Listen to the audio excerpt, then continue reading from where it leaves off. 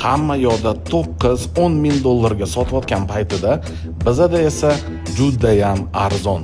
Bugun sotuvimizda BMW Troika 320i E90 kuzovda 2006-yil, probeg 220 ming kilometr.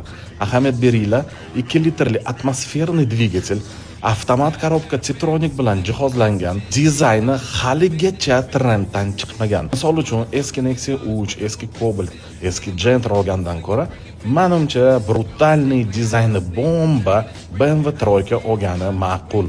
Prosta сказка. Saloniga ham ahamiyat beringlar, sostoyaniya puliga yarasha. Baribir nemis-da. Bosvoringlar bolalar. Agar u bu kimga arzonroq avtomobil kerak bo'lsa, mana BMW Sedan Troikasini bosvorishinglar mumkin.